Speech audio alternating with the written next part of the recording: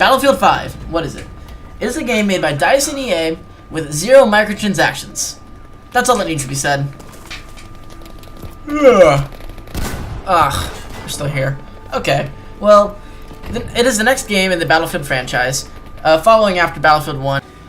It follows the same Battlefield formula, 4 classes, sniper class, still kind of a pussy if you play it, but you're also a badass if you play it, if that makes sense. Support just lays down the fire, Assault just runs straight in, having no idea what it's doing. Medic, way underused.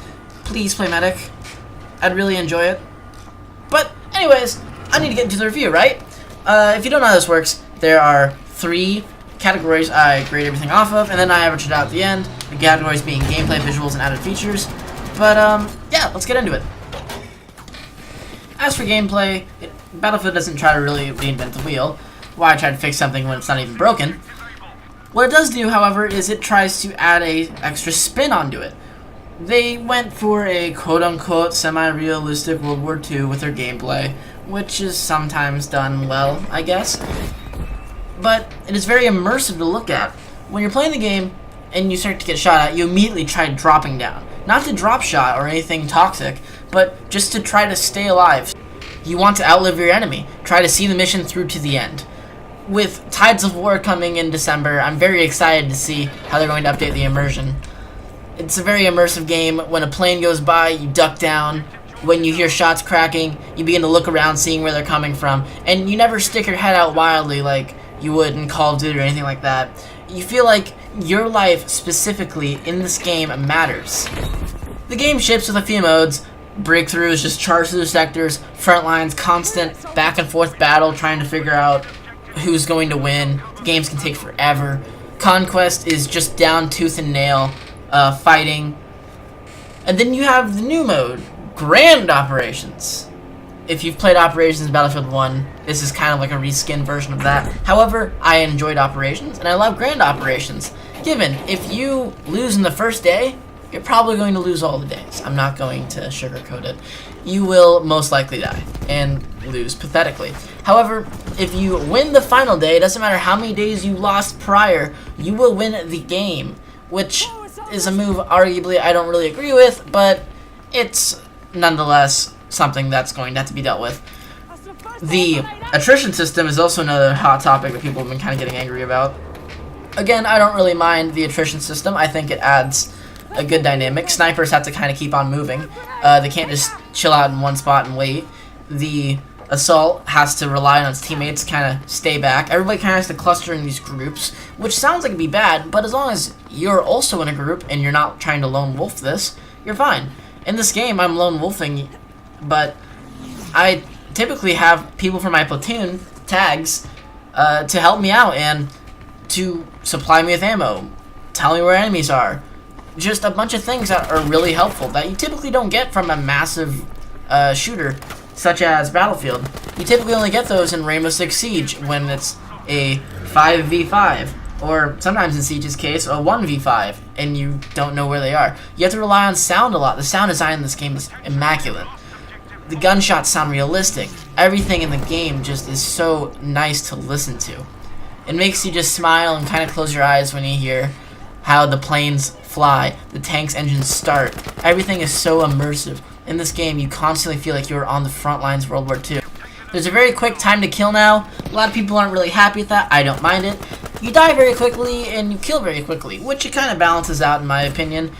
People don't play Medic enough, and it honestly pisses me off, but people really haven't ever played Medic enough in a Battlefield game. And in this game, it's going to be a lot worse because the Medic's guns are terrible. For some reason, the Medics now have SMGs, which I guess in theory makes sense. They're going to be in the front lines, reviving people. But it's not very helpful when your maps are massive. I just wish they would go back to having DMRs. I don't know if that's going to be changed in the future. I doubt it. Maybe it will. Maybe it won't. I really hope it will, though. If DICE is listening at all to any of the community, this will definitely be changed, but I don't know if they're going to listen that well. Another thing that's very good is that headshot multipliers are always ×2 for every weapon, which some people might not enjoy, but it's very helpful when it comes to knowing if you're going to kill them, how many shots it's going to take to kill them, and yeah. And for all this stuff, there's a lot of good. There's so much good in this game. There's a few bad things, though, with gameplay. As always with Battlefield, when like you're laying down on a sloped surface, the enemies can see your head way before you can see theirs. So it's easy for them to pop shots off on you. And the games, although they are very nice and large and slow, that's a problem for a lot of people, myself included. It's an emotional toll if you lose a game. You feel like you just failed. You just feel terrible about it. So for the gameplay, I would have to say probably about an 8 out of 10. It's great. It's near perfect, but there's just a few too many wrongs that can't really make the rights perfect. And that kind of sucks, but this game definitely has a leg up on Battlefield 1 in the visuals. So, is this actually a Battlefield 1 reskin? Yes and no. Character models are pretty similar from Battlefield 1, except now you can be a girl without having to buy a Russian DLC. You can be a black guy, but only on the British side, which I'm surprised nobody else is throwing flags about. I personally don't care about it, but I don't know, everybody's so sensitive about stuff these days. And then there's also the explosions that have been updated. Just take a second to look at this clip. It is the most beautiful thing ever. I enjoy the explosions so much in this game, just from the dynamite. Also, the tanks, when they fire, a large cloud effect goes out from the explosions. It doesn't make it a smoke screen, but it's a very nice and genuine explosion. The textures are very nice and updated. Everything looks kind of dirty, which not as muddy and gritty and blood and gutty as Battlefield 1. However, it's a little bit cleaner, but industrial looking. Like, everything looks like it just got off the assembly line. Everything looks like it's seen its wear and tear. It was poorly made, or it just really is struggling to even work. Battlefield really delivered this year on visuals, as they always attempt to do, and I'm very excited to see how the game will progress, visually speaking. I hope in Tides of War they have different ways you enter maps, I guess. Visually speaking, when you parachute in that first time, it is so exhilarating. But after that, it gets very bothersome because people realize, hey, these guys are just going straight down. I'll shoot him in the head. Which, again, isn't that big of a problem, but it's a bit bothersome. Which, that can kind of describe this whole game. Not a big deal, but a bit bothersome. Everything is great in concept. However, in practice, it doesn't work as well as I'm very certain the game developers intended. Another thing that, visually speaking, I don't enjoy is the HUD. It's always very crammed and kind of cramped. There's just a bunch of things on the screen at one time. And you can go in the settings and change it a little. But again, that's only a little. You can pretty much in the settings have it be nothing, too much, and a lot. There's not really a just right setting, it seems. Everything, you can't like shrink down the font size or anything like that. It's just everything's just in your face, and it kind of is bothersome. However, that's really my only complaints with visuals. Everything else is pretty decent on my end, at least. And this is all captured on a PlayStation 4, so 140 FPS, 1080p. I guess it probably looks a lot better, but in general, I think it looks great. So for visuals, I would probably give Battlefield this year 9 out of 10.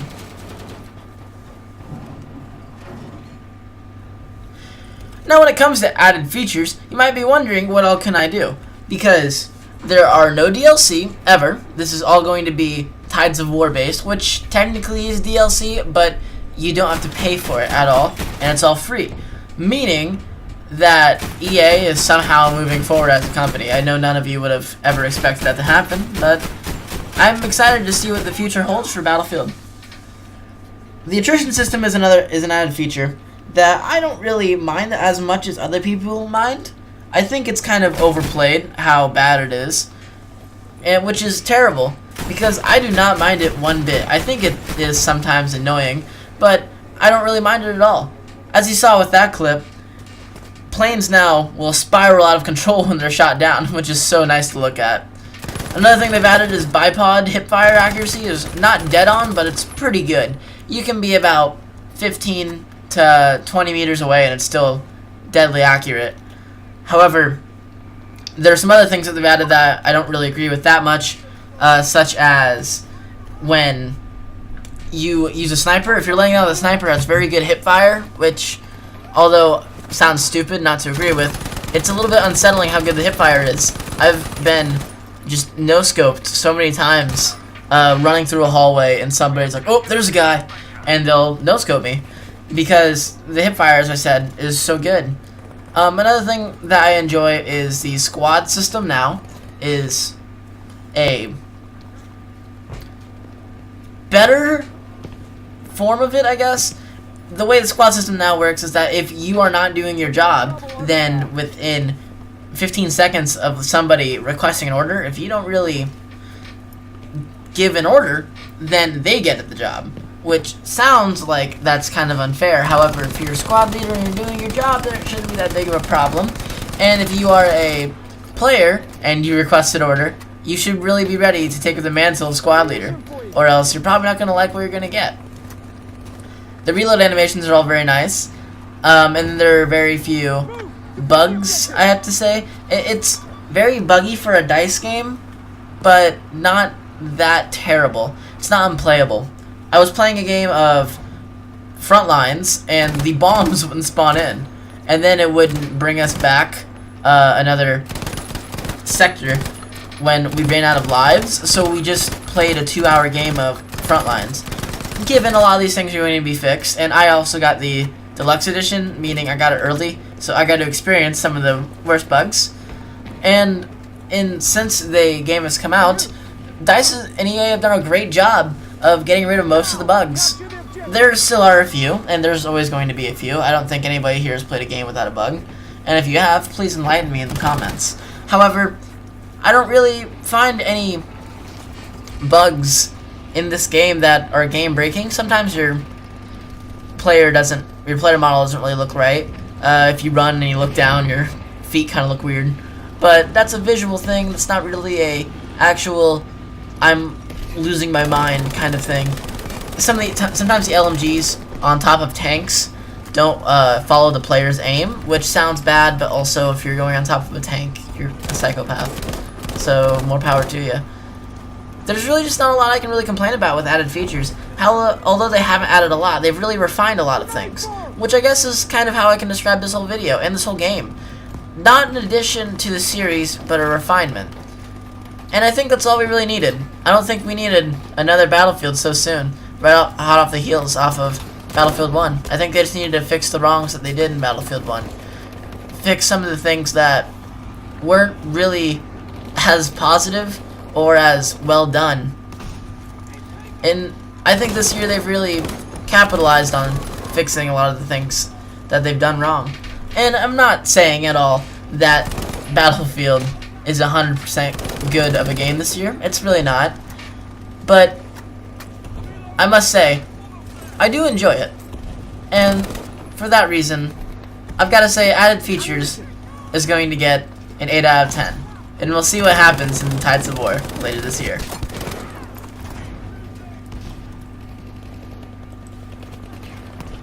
Anyways, guys, so that is the end of my video. I'm hoping you enjoyed it, and I didn't really screw up too many of the opinions. If I did, please let me know in the comments down below. And if you could be so kind, be sure to comment what's your favorite Battlefield game, and just something that you find interesting. If you have the game, please let me know. Anyways, like, comment, subscribe, all that fun, crappy stuff. And yeah, I'll see you on the battlefield. It's fun out there. Oh, and before I go, be sure to watch out for the Vibrators of Doom. They really pack a punch.